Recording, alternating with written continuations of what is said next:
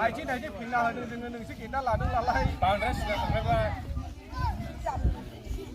Ya, mana pun kau ke siapa ni? Vai lưới.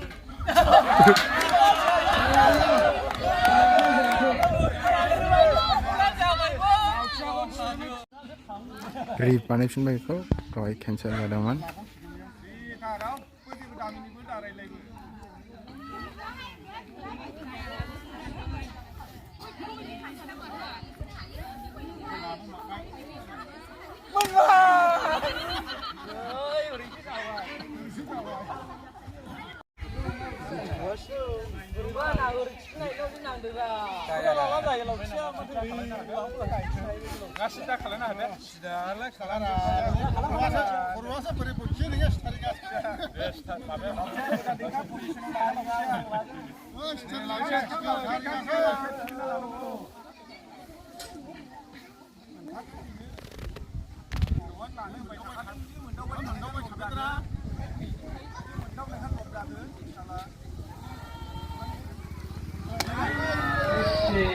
Cancel over the